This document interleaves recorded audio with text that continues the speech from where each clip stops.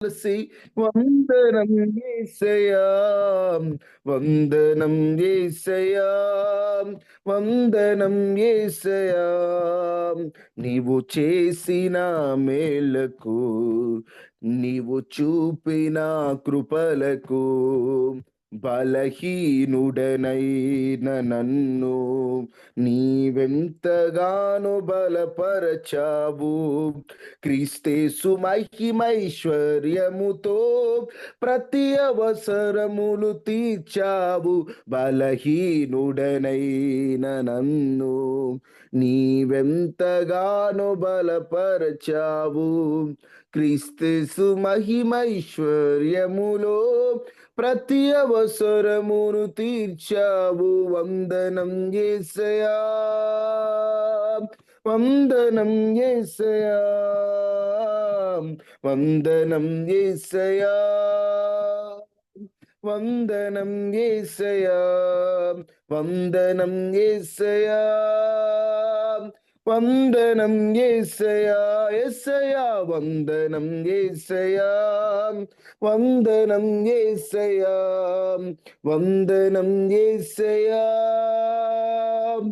వందనం యేసయ్యా, వందనం యేసయ్యా, వందనం యేసయ్యా, వందనం యేసయ్యా, వందనం యేసయ్యా,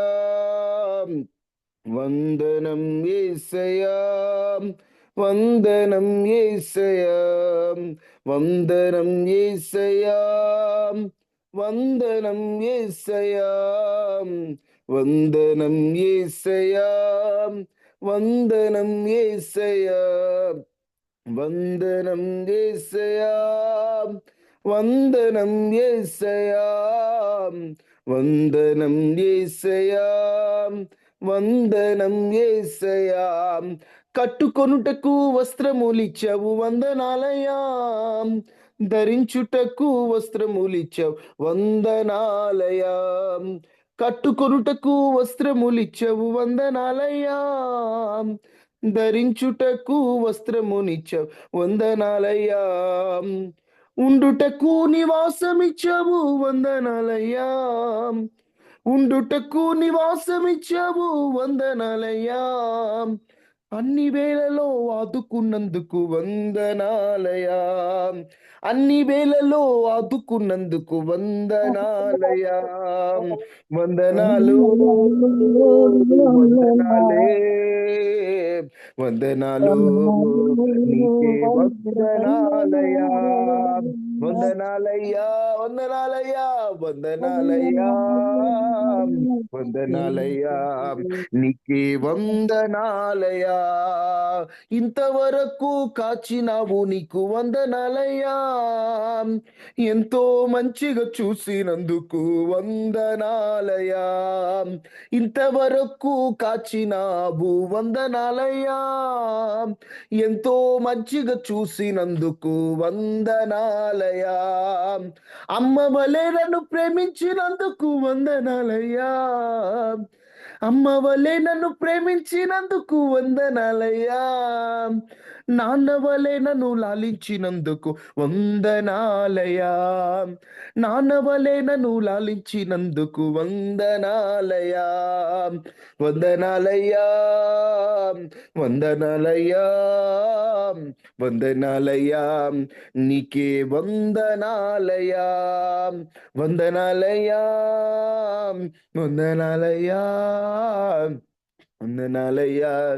నీకే వందనాలయా, నీకే వందనాలయా, నీకే వందనాలయా, వందనాలయా, నీకే వందనాలయా, యేసయ్యా, వందనాలయా.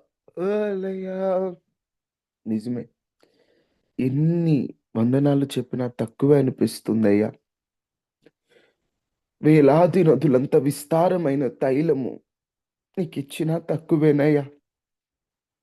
మా జ్యేష్ఠ కుమారుని నీకిచ్చిన నీ రుణాన్ని మేము తీర్చుకోలేమయ్యా.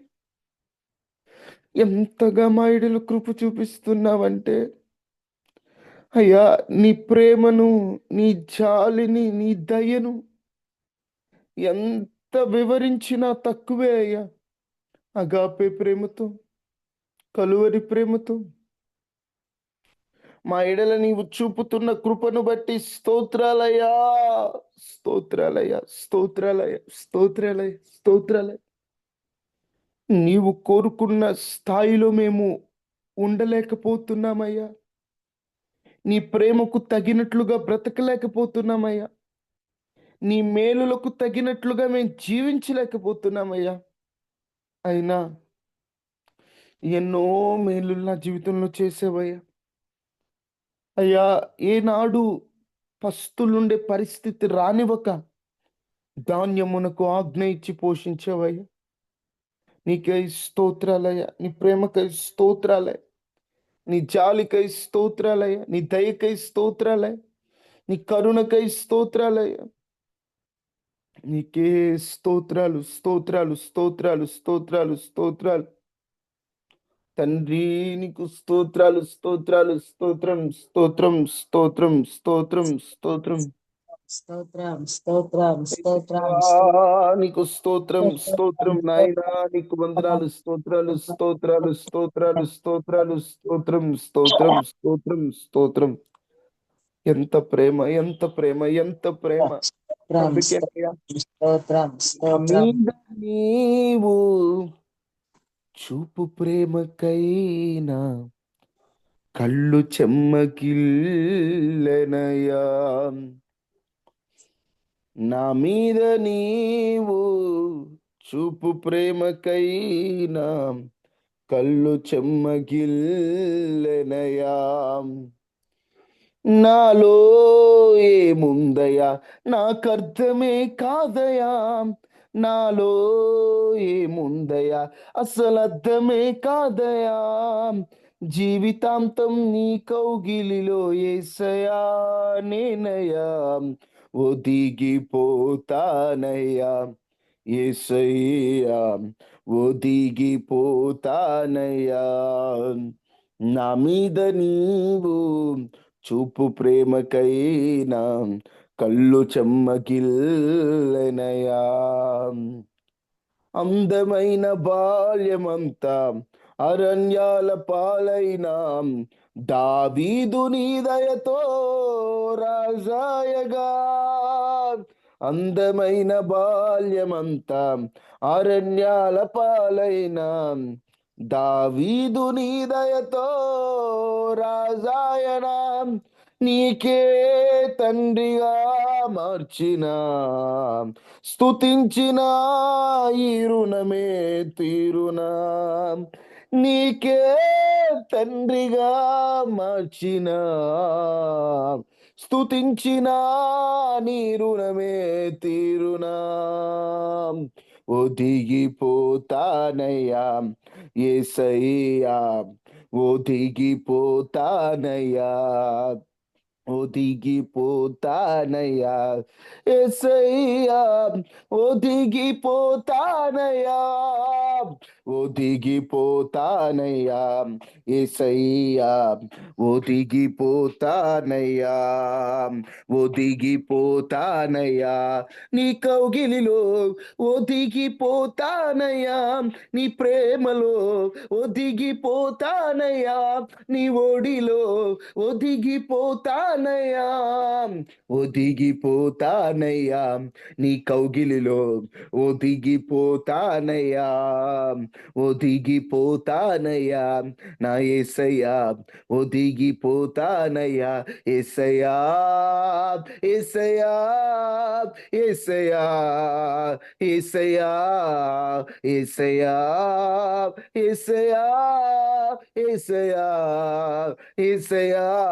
కొండలలో లోయలలో అడవులలో ఎడారులలో, కొండలలో లోయలలో అడవులలో ఎడారులలో నన్ను గమనించినావా, నన్ను నడిపించినావా, నన్ను గమనించినావా, నన్ను నడిపించినావా. యేసయ్యా, యేసయ్యా యేసయ్యా యేసయ్యా యేసయ్యా యేసయ్యా యేసయ్యా ఈ ఉదయాన్ని ప్రతి ఒక్కరు యేసయ్య నామస్మరణ యేసయ్యా యేసయ్యా యేసయ్యా యేసయ్యా యేసయ్యా యేసయ్యా యేసయ్యా యేసయ్యా యేసయ్యా యేసయ్యా యేసయ్యా యేసయ్యా యేసయ్యా యేసయ్యా యేసయ్యా యేసయ్యా యేసయ్యా యేసయ్యా యేసయ్యా నువ్వు తప్ప నాకెవ్వరూ లేరయ్యా. యేసయ్యా నీ సన్నిధి కావాలయ్యా. యేసయ్యా నీ తోడు కావాలయ్యా. యేసయ్యా నీ నీడ కావాలయ్యా. యేసయ్యా నీ సహాయము కావాలయ్యా. యేసయ్యా నీ ప్రత్యక్షత కావాలయ్యా. యేసయ్యా నీ సన్నిధి కావాలయ్యా. కావాలయ్యా కావాలయ్యా కావాలయ్యా యేసయ్యా యేసయ్యా యేసయ్యా యేసయ్యా యేసయ్యా దుప్పి నీటి వాకుల కొరకు ఆశపడినట్లుగా నా ప్రాణము నీ కొరకు ఆశపడుతుందయ్యా. అయ్యా ఎండిన నేల వర్షము కొరకు ఎదురు చూచినట్లుగా నీ కొరకు ఎదురు చూస్తున్నామయ్యా. అయ్యా కావలి వాడు ఉదయము కొరకు ఎదురు చూచినట్లుగా నీ కొరకు మా ప్రాణము తృష్ణగుని ఉన్నదయ్యా. నా దేవా నా ప్రాణము నీ కొరకు ఆశమునుచున్నదయ్యా. నా దేవా నువ్వు నాకు కావాలయ్యా. దేవా నాకు కావాలయ్యా. అయ్యా అయ్యా అయ్యా అయ్యా అయ్యా నువ్వు కావాలి ప్రభువా. నీ కొరకు ఎదురు చూస్తున్నామయ్యా.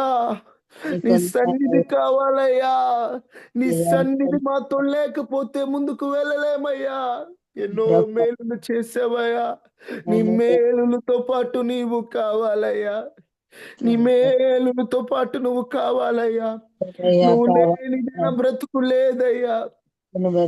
లేనిది నా జీవితం లేదయ్యా. నువ్వు లేని జీవితం అంధకార బంధరమే. నువ్వు లేని జీవితంలో ఎన్నున్నా వ్యర్థమే. నువ్వు లేని జీవితంలో ప్రభువా తండ్రి మేము ఎంత గొప్పవారిగా పిలువబడిన అంత సున్నా. కావాలి నీ సన్నిధి కావాలి.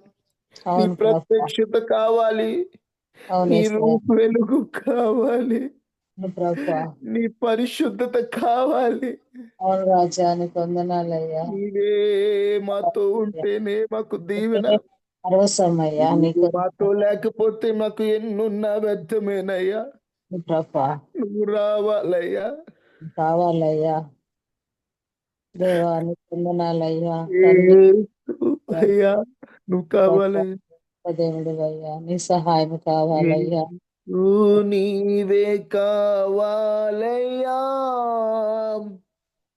మాతో కూడా రావాలయ్యా. యేసు నీవే కావాలయ్యా. మాతో కూడా రావాలయ్యా. ప్రియుడా నీ దివ్య సన్నిధి నాను ఆదుకొని నా పెన్నిది నీవే కావాలయ్యా. నాతో రావాలయ్యా. నీవే కావాలయ్యా. నాతో రావాలయ్యా. యేసు నీవే కావాలయ్యా. నాతో కూడా రావాలయ్యా. యేసు నీవే కావాలయ్యా. నాతో కూడా రావాలయ్యా. నిజమేనయ్యా. ఎన్నో మేలులు చేశావు. నీవు మాతో లేకుండా ఒట్టి నీ మేలులు మేము అనుభవించేవారిమిగా కాక నీవు మాతో ఉండి నీ మేలులు అనుభవించినట్లుగా సహాయం చేయమని అందరూ ప్రార్థన చేసుకుందాం. మహాపరిశుద్ధుడా మహోన్నతుడు అయిన దేవ అయ్యా, ఇప్పటి వరకు నీ పిల్లల్ని మీరే ఆరాధనలు దర్శించారని నమ్ముతున్నా. మనస్ఫూర్తిగా నిన్ను స్తుతించే భాగ్యాన్ని ఇచ్చావు. పాటల ద్వారా మీరు మహిమపరచబడ్డారు. వాక్యంలోకి వెళ్ళబోచుండగా నీ దాసుని సంపూర్తిగా మరుగు చేసి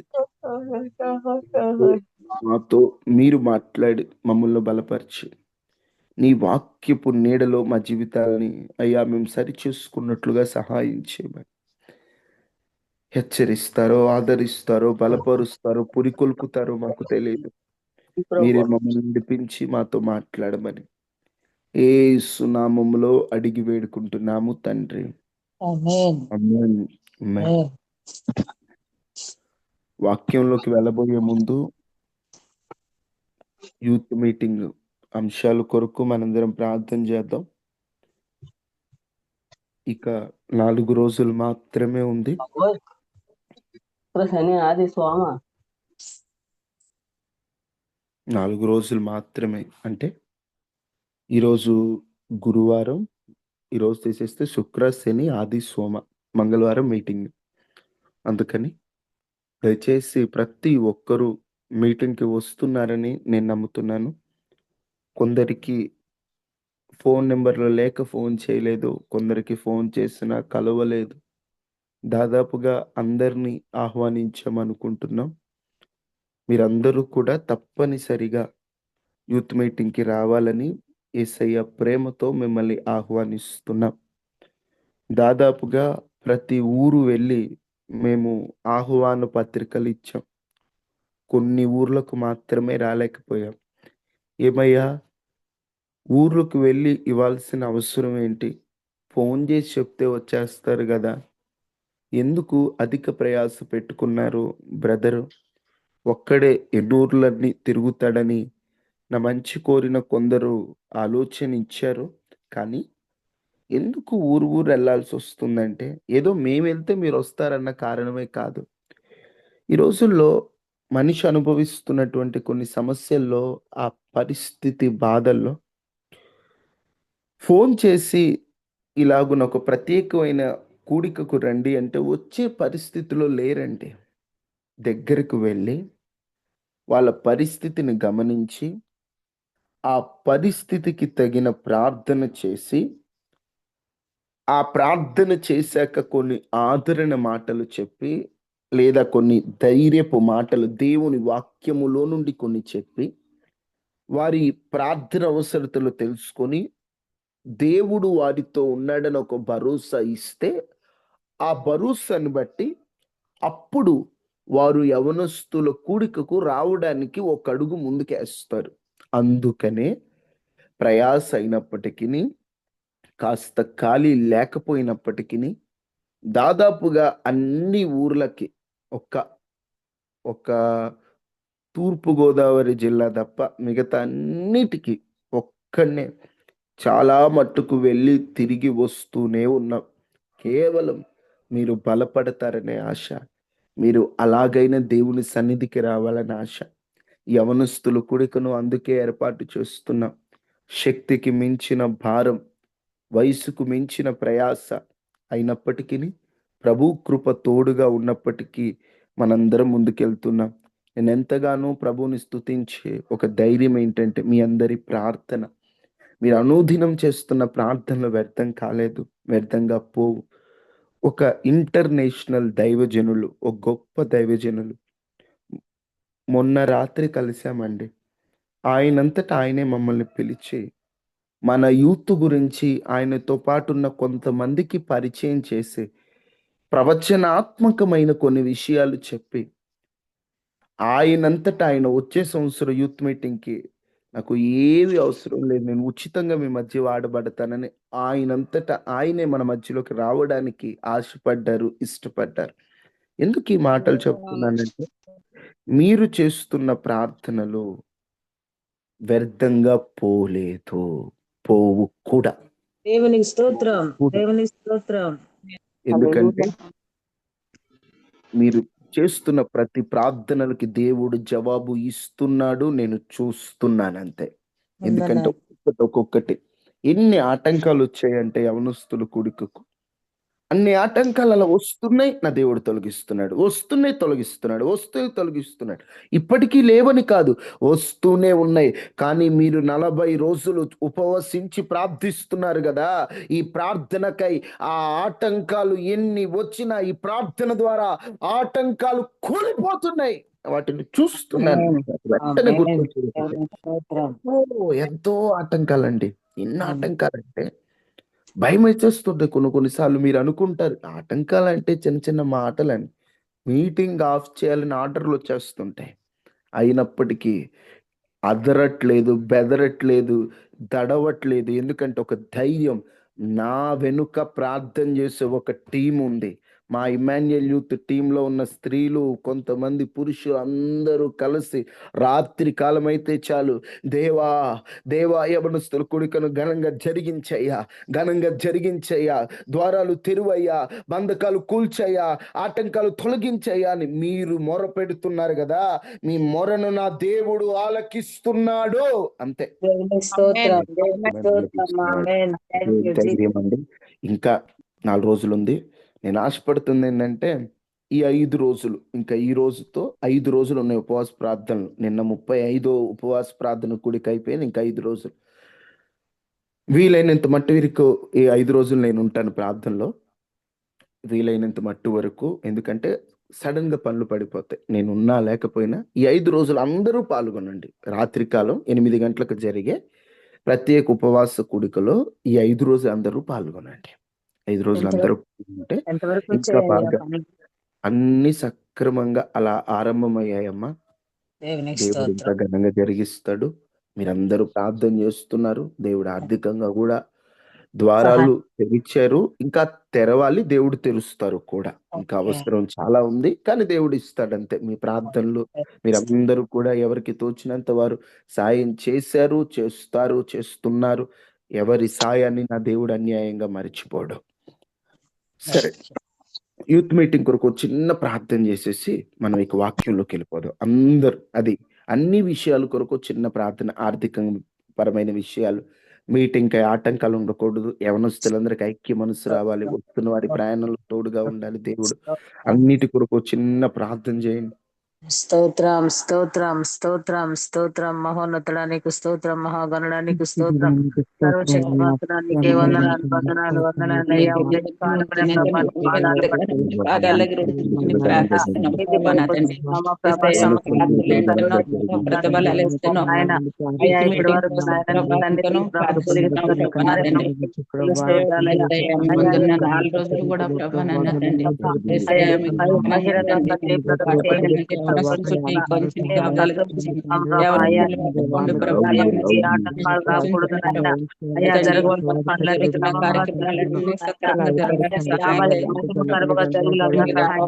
బిడ్డలందరి పట్ల తోడుగా ఉండండి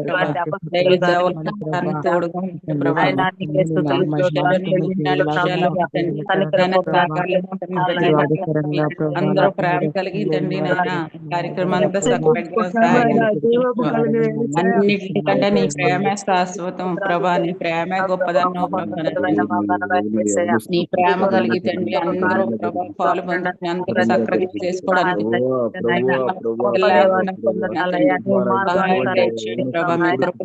ప్రభా, మీ కృప ఇచ్చాడు ప్రభా. మీ ద్వారా తెరవండి ప్రభా.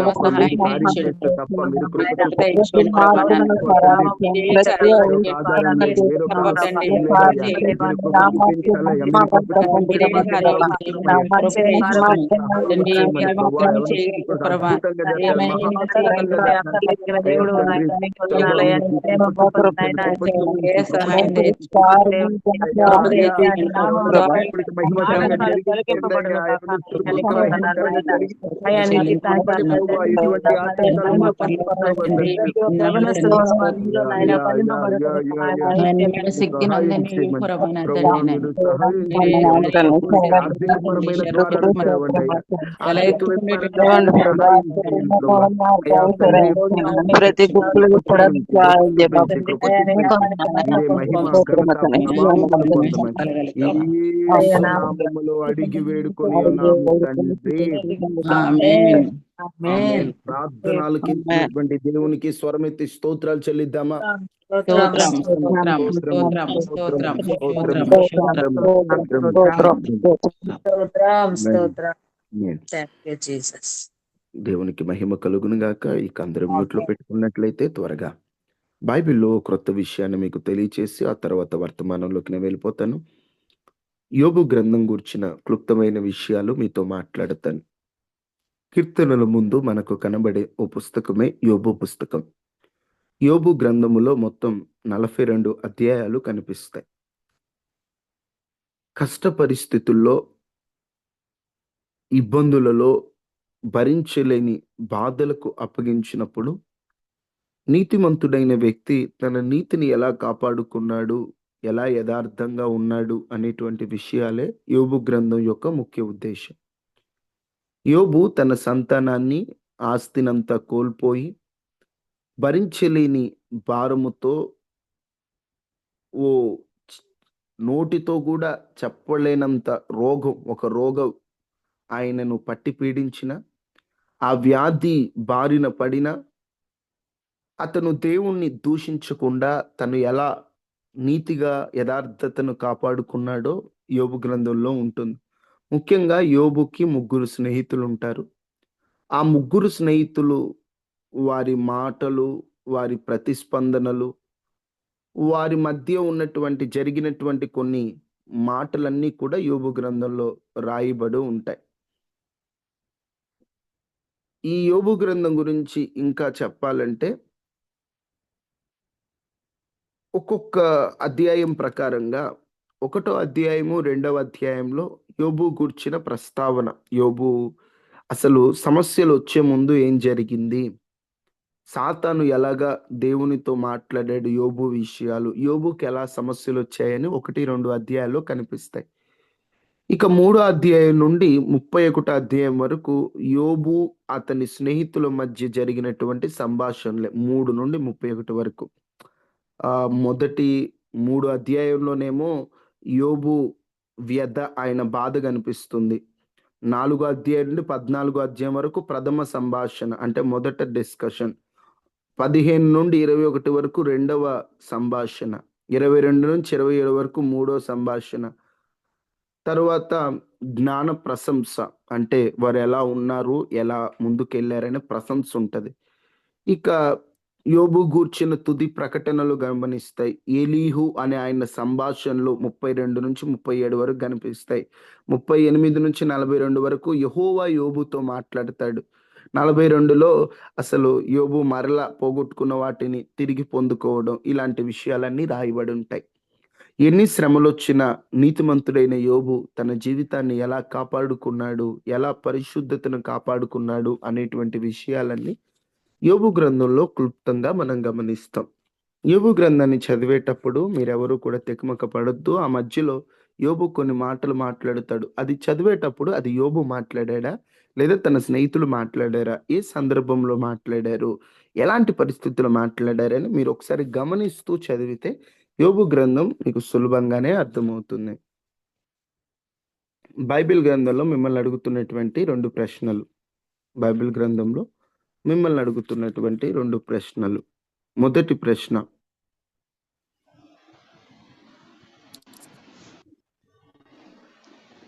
పెతూయేలు కుమారుడైన ఓ ప్రవక్త పేరు. పెతూయేలు కుమారుడైన ఒక ప్రవక్త ఉన్నాడు. ఆ ప్రవక్త పేరు.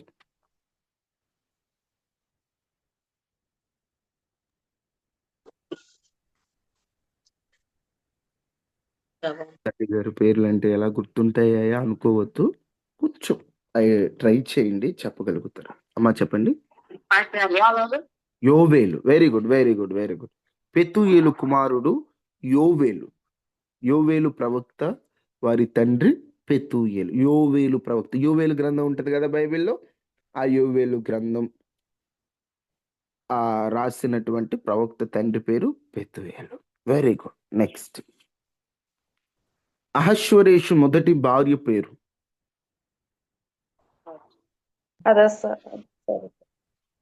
అశ్వరేషు మొదటి భార్య పేరు వస్తి. వష్టి. Very good. వస్తి. వష్టి సరిగ్గా లేకపోవడాన్ని బట్టే ఆ ప్లేస్ లోకి ఎవరు వచ్చారు? ఎస్తేర్. ఎస్తేర్ అనే మాటకి అర్థం ఏంటి? పేరుకి అర్థం సౌందర్యవతి. ఎస్తేరు అనేటువంటి మాటకి అర్థం నక్షత్రం. హదస్స అనే పేరు కూడా ఎస్తేరుదే. హదస్స అనేటువంటి పేరుకి అర్థం ముళ్ళు. ముళ్ళు. ఎస్తేరు అంటే నక్షత్రం, హదస్స అంటే ముళ్ళు. హదస్స అన్న ఎస్తేర్ అన్న ఒక్కరే. హదస్స అని పేరు గల ఎస్తేర్ అని ఎస్తేరు గ్రంథంలో మనకు కనిపిస్తుంది. సరే, యోహాను సువార్త అందరూ చదువుతున్నారా? యోహాను సువార్తపై 2 ప్రశ్నలు. యోహాను సువార్తపై 2 ప్రశ్నలు.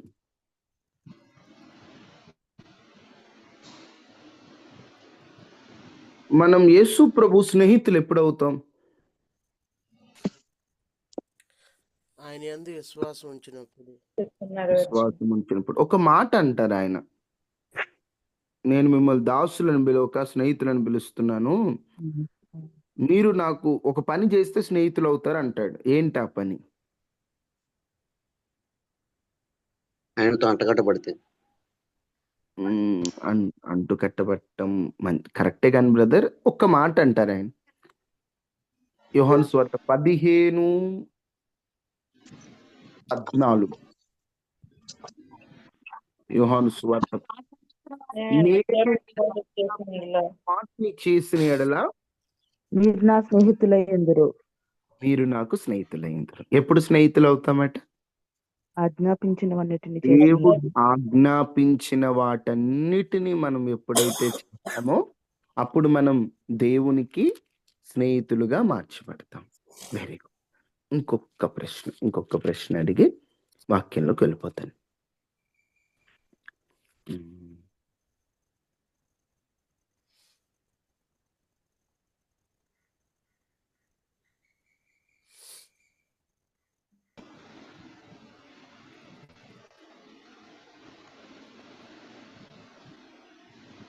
పేతురు ఒక దాసుని కొట్టి కుడి చెవి తెగ నరుకుతాడు కదా తొందరపడి.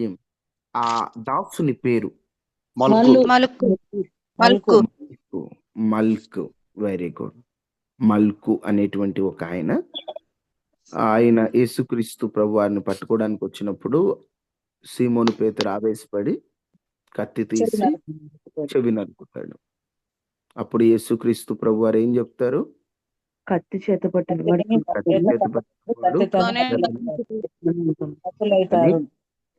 కత్తి తీసి పక్కన పెట్టమని చెప్తాడు. Very good, very good. ఇక మనం ఆలస్యం చేయకుండా దేవుని వాక్యాన్ని ఆలకించడానికి మనం ముందుకెళ్దాము. ఈ పూట మీతో మాట్లాడమని పరిశుద్ధాత్మ దేవుడు నా మెదడులో పెట్టినటువంటి మాటలు ఏమిటంటే, కృతజ్ఞత. కృతజ్ఞత. కృతజ్ఞత లేకపోతే కృప పొందలేము. కృతజ్ఞత లేకపోతే ఆశీర్వాదాన్ని చేతులారా పోగొట్టుకుంటాము. కృతజ్ఞత లేకపోతే కూలిపోతాము. దేవునికి కృతజ్ఞత లేని వారంటే అసలు నచ్చదు. దేవునికి నచ్చని లక్షణాలలో ఒక లక్షణం కృతజ్ఞత లేకపోవడం, చేసిన మేలు మరచిపోవడం. మనుషుల విషయంలో మనం కృతజ్ఞత చూపకపోయినా పర్లేదు, అంటే చూపాలి, కానీ దేవుని మేలులతో పోలిస్తే మనిషి చేసిన మేలులు అసలు మేలులే కాదు.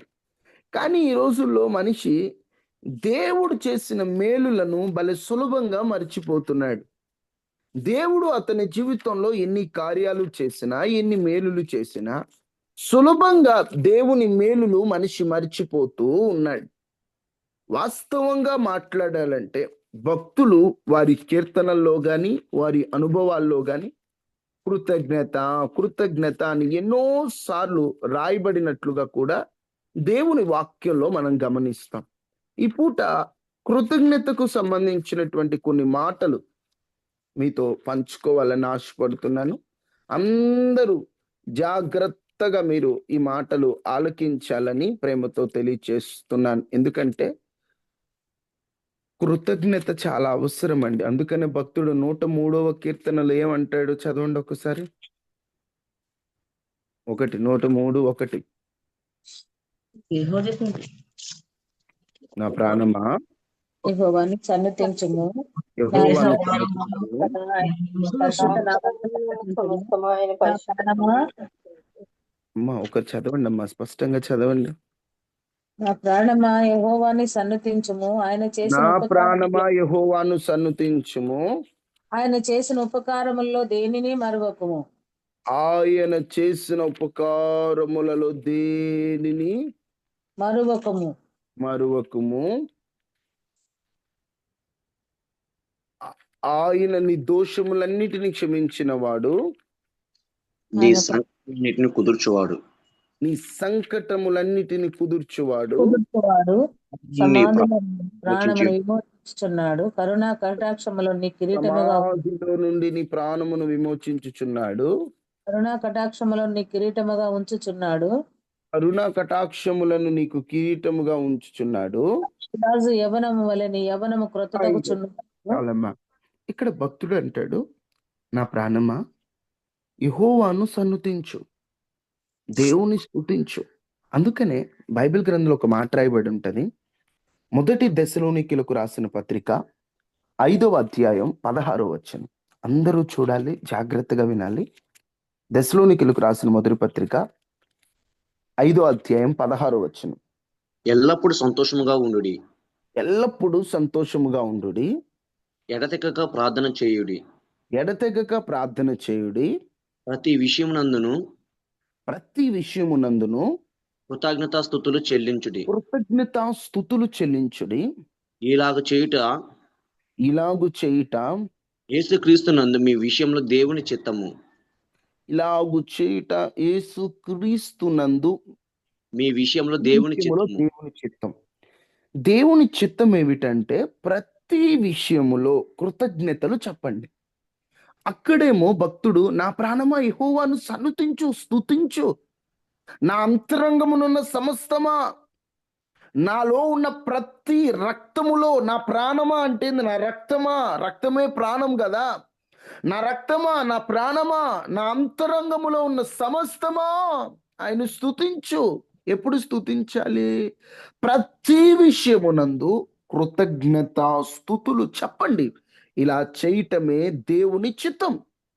ఇదే దేవుని చిత్తం. ప్రతి విషయంలో కృతజ్ఞతలు చెప్పండి. ఈరోజు ఈ కృతజ్ఞత భావం ఉందా మనకి? మనం ఎలా ఉన్నామంటే, మనం మన మైండ్లో కొన్ని పెట్టుకుంటాం.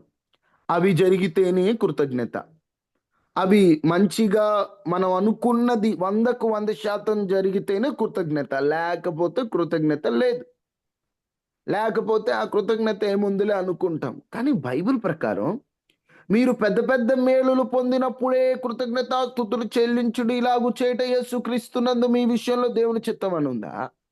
ప్రతి విషయంలో కృతజ్ఞతలు చెప్పమనుందా? ప్రతి విషయంలో ప్రతిలో మేలు కీడు కూడా దాగుందా? కీడు కూడా దాగింది. దాగుంది. అంటే ప్రతి విషయంలోనూ కృతజ్ఞతలు చెప్పు. ఆ కృతజ్ఞత అంటే ప్రతి విషయంలో దేవునికి కృతజ్ఞతలు చెప్పే మనసు మనకు ఉండాలి. కృతజ్ఞత, కృత అంటే జరిగిపోయినవి, జ్ఞత అంటే జ్ఞాపకం చేసుకోవటం. జరిగిపోయినవి జ్ఞాపకం చేసుకొని ప్రభువుకి స్తోత్రాలు చెప్పి ఆయనను గణపరిచి మహిమపరచడమే కృతజ్ఞతాస్తుతి.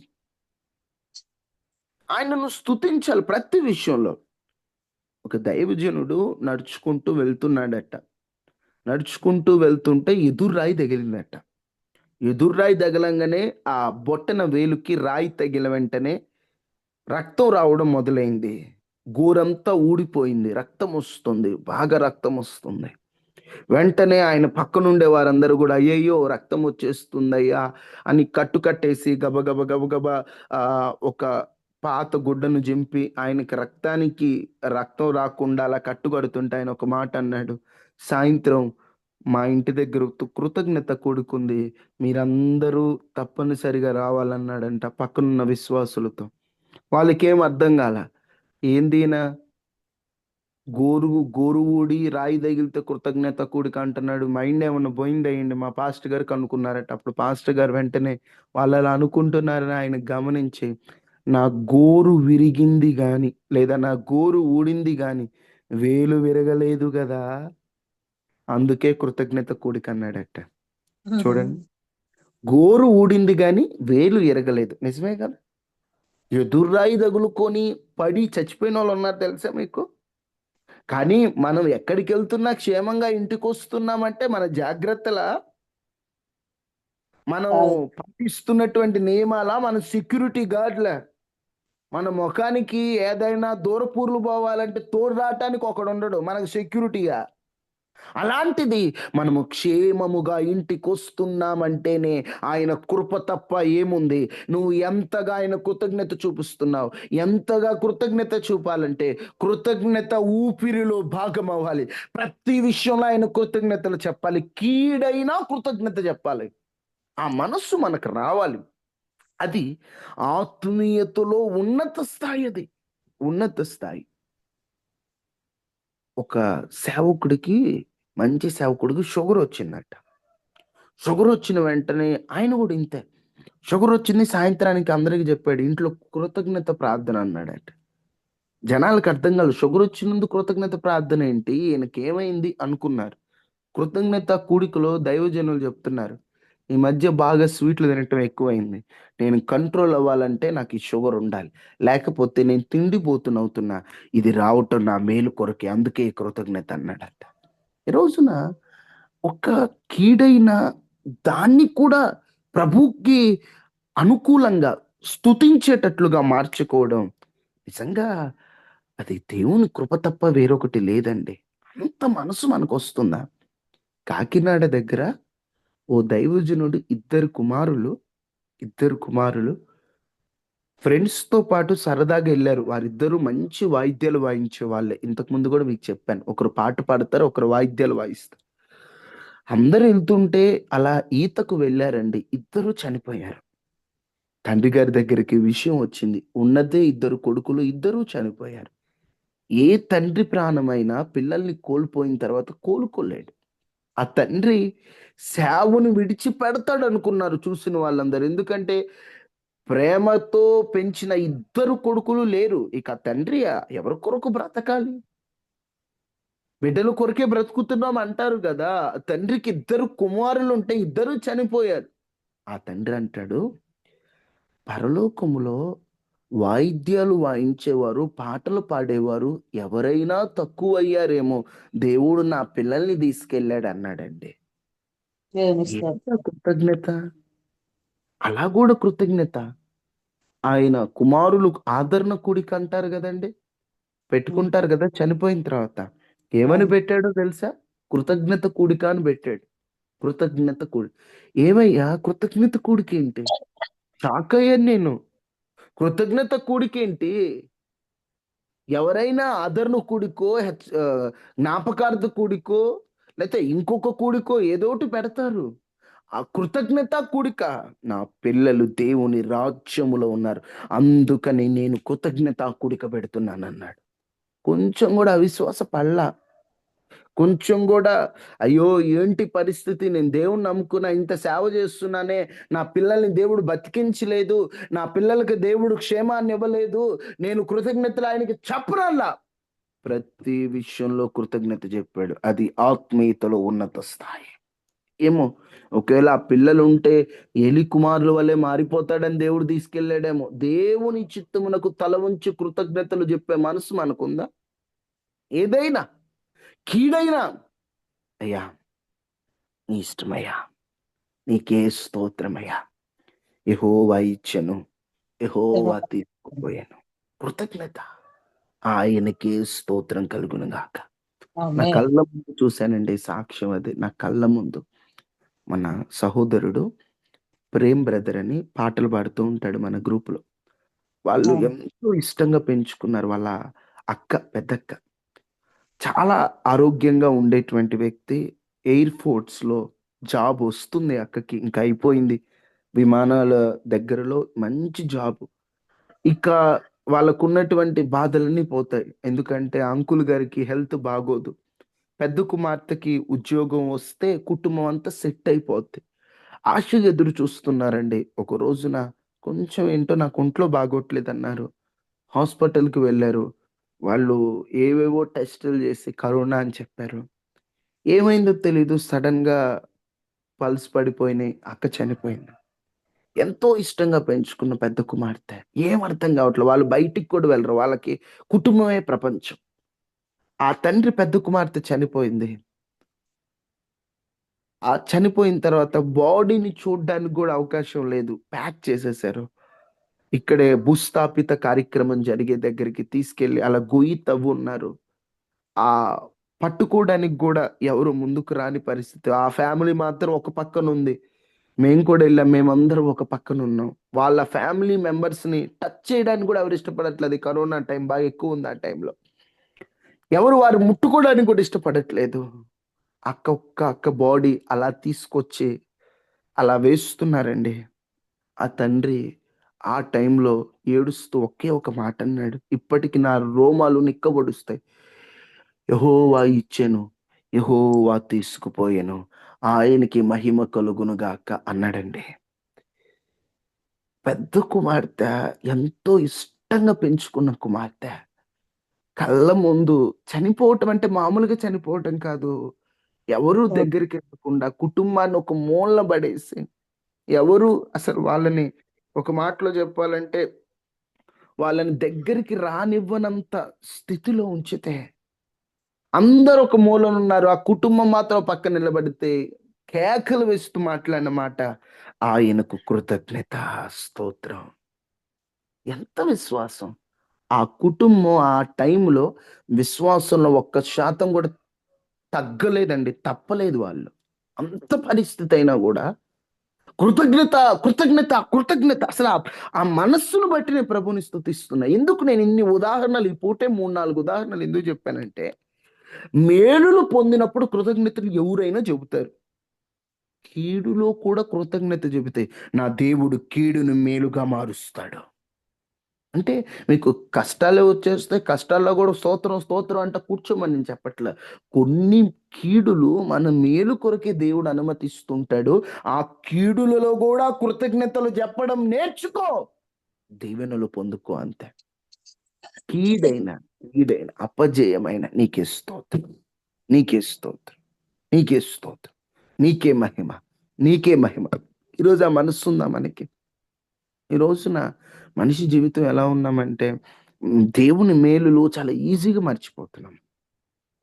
కీడులో అయినా స్తుతించండి బాబు అంటే చేసిన మేలులే మర్చిపోతున్నారు ఇజ్రాయేలు ప్రజల్లాగా. కృతజ్ఞత లేకపోతే కూలిపోతాం. అందుకే యేసన్న గారి పాటలో ఒక పాటలో ఉంటది. కృతజ్ఞత లేని వారు వేల కొలదిగా కూలినను. కృతజ్ఞత లేకపోతే ఏమయ్యారట? కూలిపోతారు. కూలిపోయారు. కూలిపోయారు. ఇజ్రాయేలు ప్రజలు కూడా కృతజ్ఞత లేనోళ్ళు. అందుకనే నా జనులు కృతజ్ఞత లేనివారు. వారు యోచింపరు. ఆకాశం ఆలకించు, భూమి చెవియొగ్గు. నా పిల్లలకి తెలివి లేదు, యోచింపరు. కృతజ్ఞత లేనోళ్ళు ఆళ్ళంట. నిజమే. కృతజ్ఞత లేనోళ్ళు. వాళ్ళకి ఎలా కృతజ్ఞత లేదంటే మీకు అర్థమయ్యేటట్టు చెప్తాను.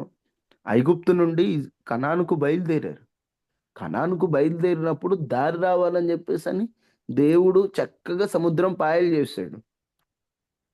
ఒక 2 బకెట్ నీళ్లు నేల మీద పడ్డప్పుడు, ఆ నేల మీద పడిన బురదని పక్కకు నెట్టడానికి ఖచ్చితంగా 2, 3 గంటలు పట్టుద్ది. అవునా గదా?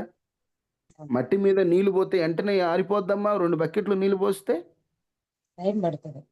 టైం పడతది. కానీ ఖచ్చితంగా కొన్ని సెకండ్స్‌లోనే కొన్ని సెకండ్స్లోనే నీళ్లు ఆరిపోయేటట్లుగా చేసి, ఆరిన నేల అని ఉంటది అక్కడ, బురదలో పోలే వాళ్ళు, ఆరిన నేలను నడుచుకుంటూ వెళ్ళిపోతున్నారు. ఆరిన నేల మళ్ళీ ఎంతమంది, ఎన్ని కాల్బములు నడుస్తున్నారు అంటే, కాళ్ళతో నడిచే వాళ్ళు ఎంతమంది అటమ్మా? 6 లక్షల మంది. 6 లక్షల మంది కాళ్ళతో నడిచేవాళ్ళు. ఇక చిన్నలో పిల్లలో ముసలోళ్ళు వీళ్ళంతా ఎంతమంది ఉంటారు? 6 లక్షల మంది గనుక లైన్కి ఒక 3 లెక్క నడిచిన అది దాటడానికి దాదాపుగా 3 రోజులు పట్టిద్దట. 3 రోజులు పట్టిద్ది ఆ ఎర్ర సముద్రం ఆ కొలతల ప్రకారం. కానీ ఒక్క రాత్రికే అందరూ దాటేశారంటే ఎంత దేవుడు వారి పట్ల కృప చూపించారు, ఎంత కృప చూపించారు. కానీ మనోళ్ళు ఎర్ర సముద్రం దాటాక కొంచెం సేపు కృతజ్ఞతలు చెప్పి ముందుకెళ్ళాక సనగటం మొదలు పెట్టారు, మేలులు మరిచిపోయారు, దేవుడు చేసిన కార్యాలన్నీ మర్చిపోయారు.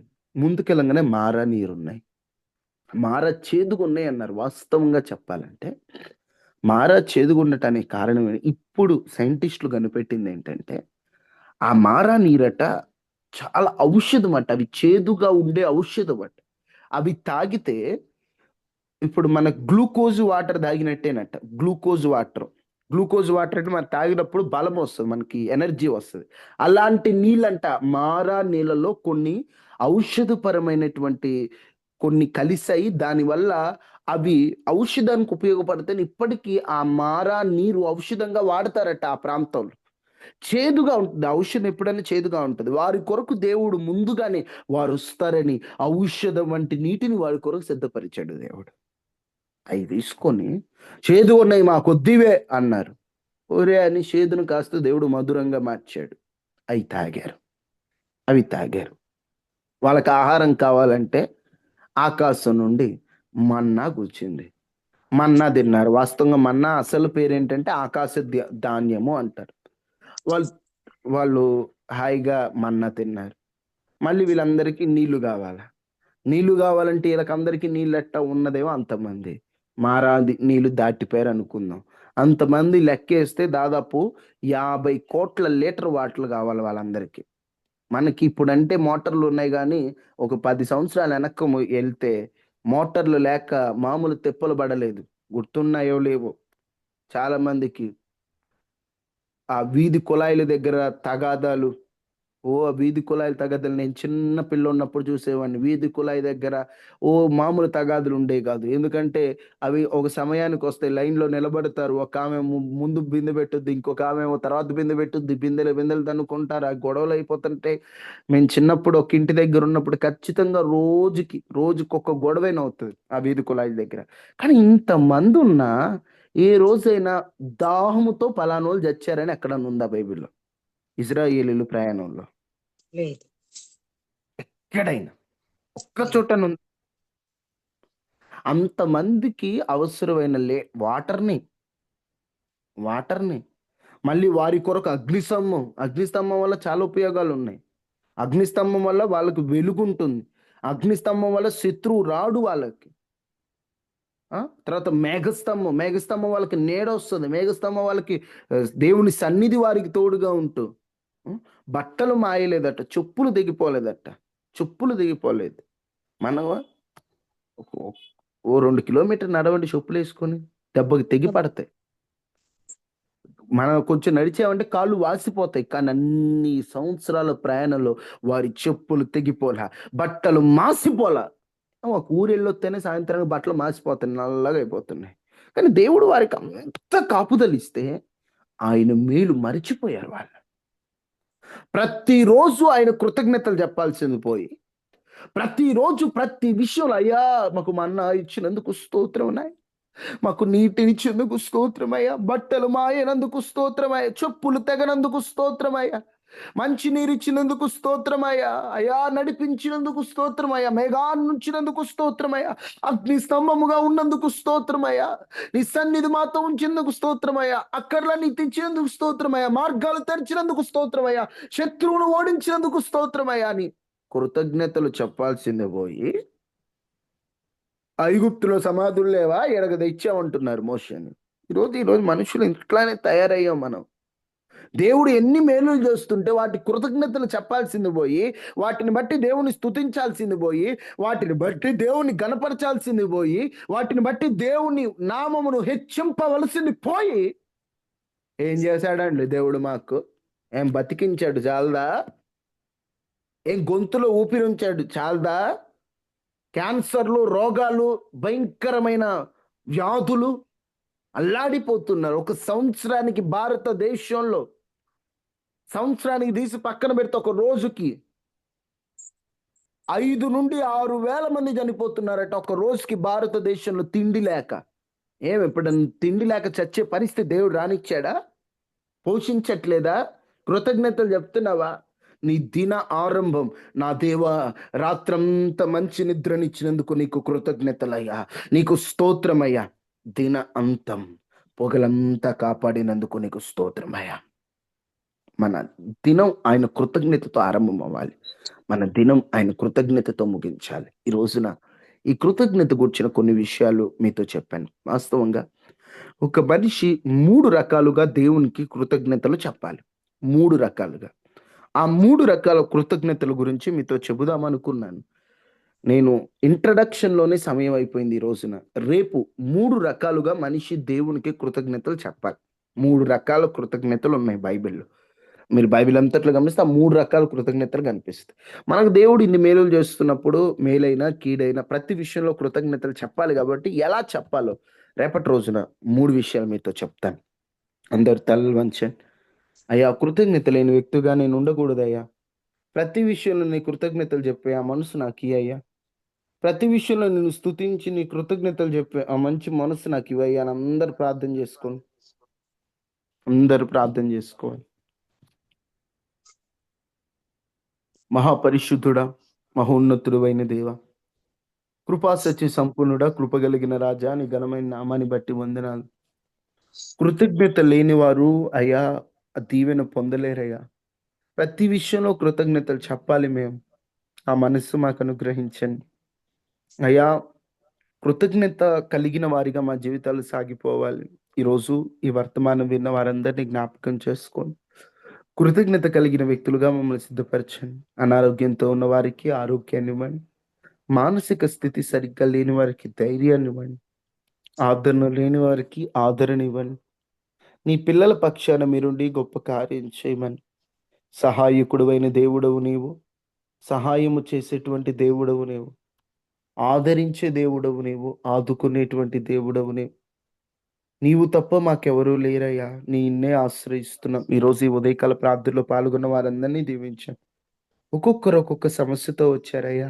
వారి సమస్యలు తీర్చండి అయ్యా. వారి ఇబ్బందులు తొలగించండి. ప్రతి ఇంటి చుట్టూ కంచి వేయండి. అందరినీ యూత్ మీటింగ్కి నడిపించండి. ప్రతి ఒక్క చేతి పనుల్లో కష్టార్జితంలో తోడుగా ఉండండి అయ్యా. అయ్యా, జరగబోయే యవనస్తుల కూడికను కూడా ఘనంగా జరిగించండి.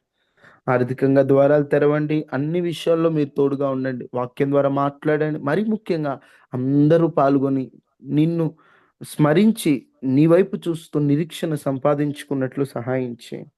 విత్తబడుతున్న వాక్యాలన్నిటిని మీరు ఫలింప చేస్తున్నందుకు స్తోత్రాలు చెల్లిస్తూ ఈ పిల్లల పక్షాన్ని మీరు ఉండమని వేడుకుంటాం. యేసు నామములో అడిగి వేడుకుంటున్నాము తండ్రి. ఆమేన్. తండ్రి అయిన దేవుని ప్రేమ, కుమారుడైన యేసుక్రీస్తు వారి కృప, పరిశుద్ధాత్మ సహవాసం మనకి మన కుటుంబాలకు ఎల్లప్పుడూ ప్రభు కృప తోడైండును గాక. ఆమేన్. అందరికీ వందనాలు. దేవుడు మిమ్మల్ని దీవించును గాక. అందరికీ